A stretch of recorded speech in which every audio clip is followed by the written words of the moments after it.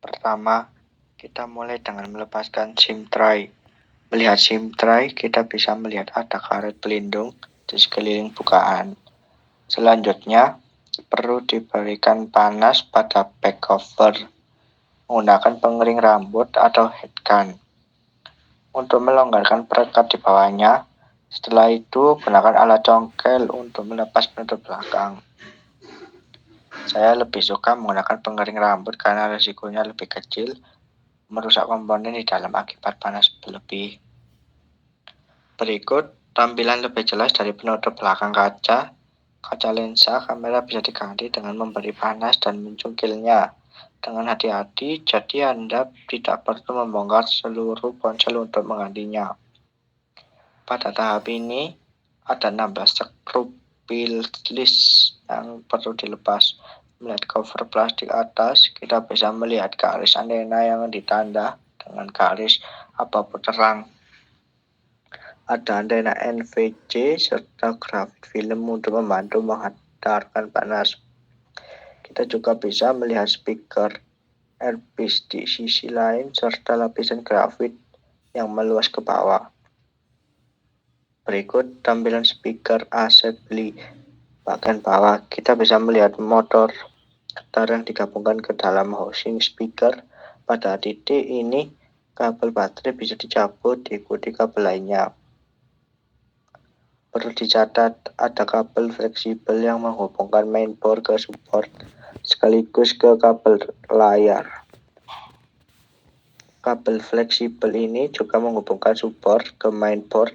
Kabel fleksibel ini menggantikan kabel koaksial.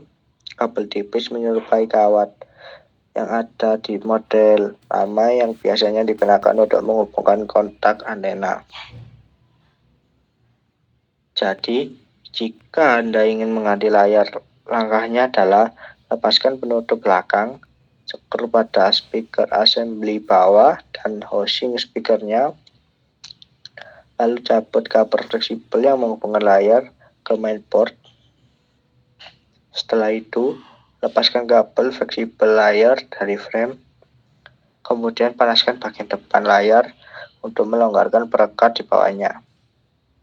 Congkel layar lama pasang perekat baru, lalu tempelkan layar baru.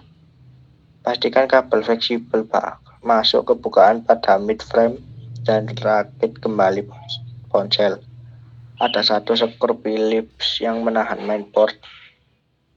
Kita bisa melihat lensa ultrawide 12 MP karena utama 50 MP serta lensa makro 5 MP. Kamera utama adalah satu-satunya yang memiliki OIS Optical Image Stabilization. Konektor kamera bisa dicabut hanya dengan mencongkel LED flash terletak di sini.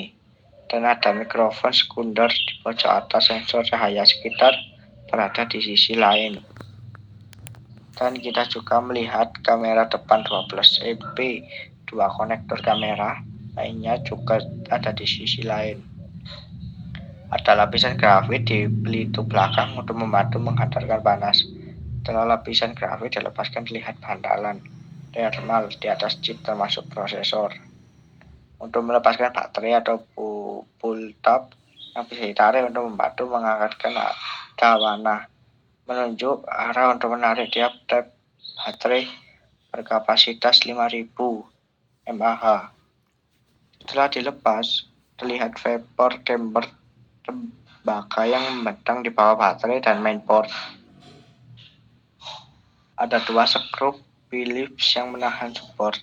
Melihat support atau papan port pengisi daya, kita melihat mikrofon utama dan karet pelindung di sekitar port charger.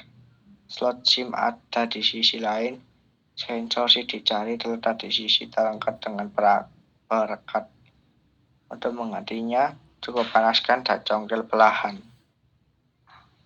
Ini adalah kabel fleksibel untuk tombol volume dan power. Untuk menggantinya, congkel perlahan kabel fleksibel, tarik bracket, logam kecil di celah frame.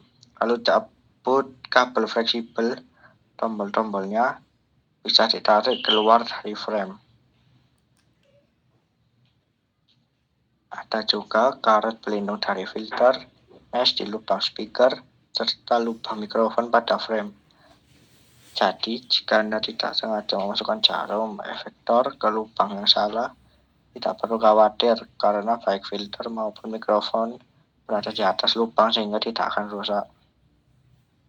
Untuk skor perbaikan, ponsel ini saya beri 9 dari 10. Sekarang saatnya merakit kembali ponsel.